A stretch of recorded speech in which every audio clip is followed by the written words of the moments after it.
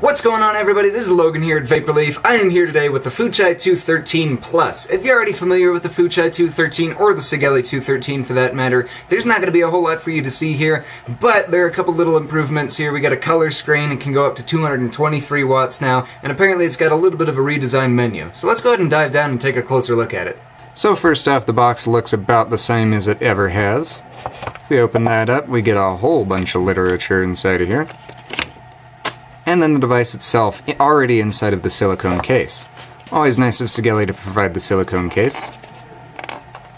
If we pull that device out of there, we also have this little box hanging off the side here, and that's just going to be our micro USB cable.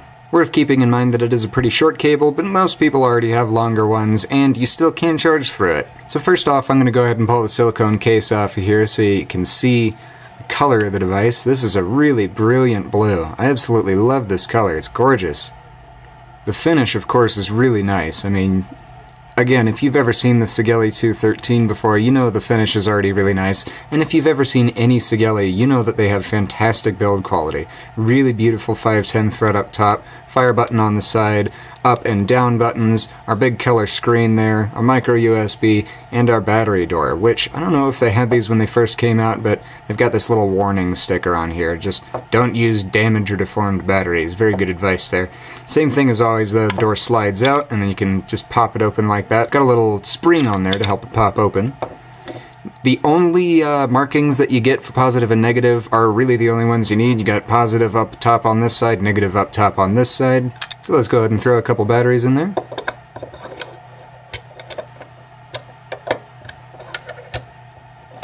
When you want to close the door, push it out in front first. You can kind of see it's sort of buck-toothed there, and then you just push it back. Nice and sturdy. Now we see the centerpiece, the nice new color screen. Honestly, my first impression, it looks like they got a little too excited about having a color screen, and boy howdy, is it colorful alright. But honestly, once you start looking at stuff, the colors do really start to make sense. You've got yellow to denote each of the fields, white for just the numbers basically. You got your battery gauge over here in white. I believe that does change color as it starts to get a little bit lower. You've got the mode that you're in there in white, and the wattage, which is currently in red. But I'm going to go ahead and scroll down for you guys here. And you can see as we go down, it turns orange, it'll turn yellow,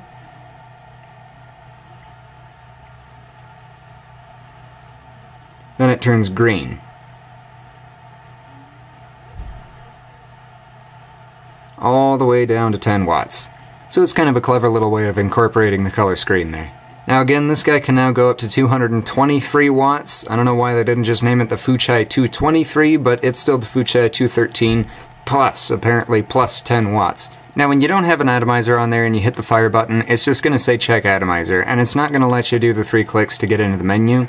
So as always, for the high-powered devices, I've got my gold Buddha with me here today. So now it's just as easy as 3 clicks on the fire button. That's going to go ahead and bring us into the menu with power, stainless steel, titanium, nickel, TCR, and TFR. Super easy to scroll through, it just goes backwards and forwards, whatever. It's really nice. I love this setup when you can just scroll through the different options. You don't have to do 3 clicks to get through every mode or whatever.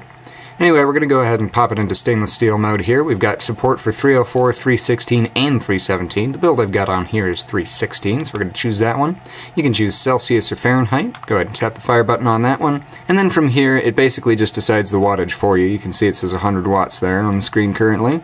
And then you can change the maximum temperature on there. Again, with the color changing fun stuff. To set the resistance, you're just going to hold up and down at the same time. It's going to give you the option for lock or read. First thing we're going to do is read it. It's going to read 0.255. And if you hold up and down again, it's going to give you the option to lock the resistance. Now it says hold to lock resistance, but I don't think you actually have to hold it, because once that screen goes away, you hit up and down again, it prompts you to unlock. And again, hold to unlock resistance, but I guess you don't really have to do that. If you hold the fire button and down, that's going to be your key lock, so you can still use the fire button, but you can't change the temperature in this mode, so those keys don't work now. So we hold the fire button and left again, or down in this case I suppose, and we've got button unlocked. Now I pointed out that 100 watts earlier, so if we go ahead and hold the fire button and up at the same time, it's going to be our preheat power adjustment. So we're at 100 watts right now. Let's say we'll turn it all the way up to 223 watts. Then we can also change the amount of time that that preheat is going for. Tap the fire button to get back out of that. It now says 223 watts. Although I still believe that the device is choosing what wattage to put through to get to 500 degrees for you, because look what happens. I've got the preheat, it should just spike to 223 watts, but I've got the preheat set to 223 for 1 second. Watch what happens when I hit the fire button. Jumps down to 30, 50, 60, 80, 90, 100. It doesn't actually show that it's putting 223 watts through it, and judging by the way that the atomizer fires, it's not actually putting 223 watts through it. Now while I'm here, I've been dealing with this for a little bit through the video, but I would like to show you guys right now. You've got this fancy new color screen on here, but I've noticed some latency. If you hit the fire button 3 times and go into the menu, if you click a bunch, nothing happens. I don't know if that's latency or what, but then it's kind of slow, you know? It takes a second to sort of think before your input actually affects what's on the screen. And apparently if you push too fast, it just doesn't do anything. So that's kind of weird. I'm not entirely sure what that's about. Anyway, we can check the TCR setting out now. We've got 5 memory settings. You can go ahead and click on one, and then you can change the value of each of these. You go to the right to change the value, 0 through 9, and then to the left to change which value you will be changing. Tap the fire button to get Fahrenheit or Celsius, and then it just brings you back to that main screen there.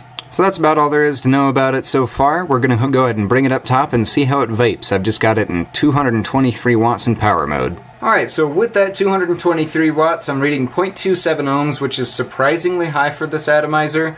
We're at 7.5 volts. Let's go ahead and see how it does.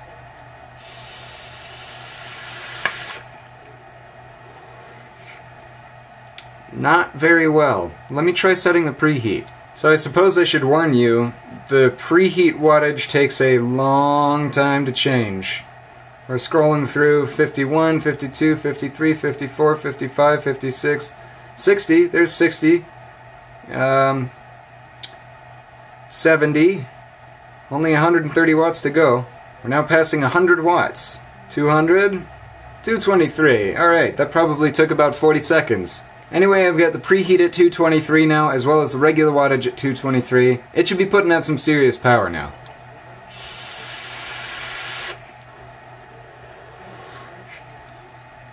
But it's not. Reading 0.28 ohms, 6.4 volts, 7.45 volts. I've got full batteries too. I'm honestly not getting much out of this. It kind of feels like 150 watts instead of 223.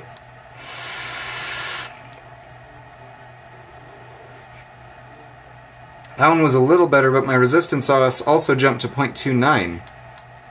0.27, 0.28. It's kind of dancing around.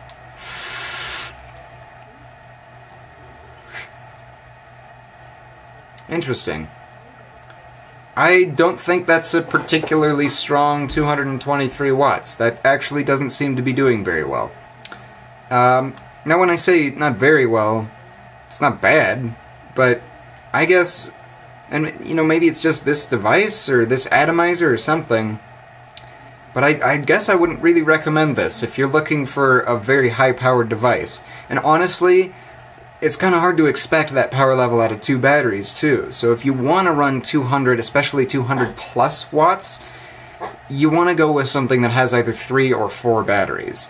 2 batteries, you might be able to swing it, but even at that point, if you're swinging it for more than an hour, that battery level is going to start to go down, and the device is going to have a really hard time pulling 200 watts from them. I love Sigelei, I love this device, I love the build quality, I love the screen, I love the menu, but that's not a full 223, and if it is, then everything else I have is actually overpowered by comparison.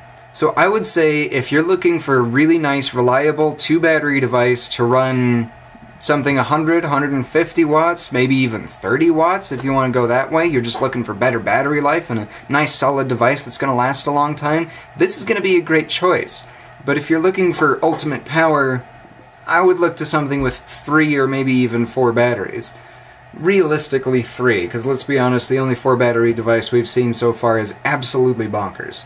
Really though, that power output is the only bad thing I can say about it, because everything else is fantastic. In typical Sigelei fashion, it's just beautiful. It's well put together, the tolerances are all really tight, there are no weird gaps or anything. It's just fabulously well put together. I love this device for the build quality. Anyway, that's about gonna do it for today, guys. Thank you so much for watching. If you have any questions about it, please feel free to leave a comment. If you liked the video, then go ahead and leave me a like, and for all the latest and greatest videos from Vaporleaf, be sure to subscribe. We'll see you next time. Bye.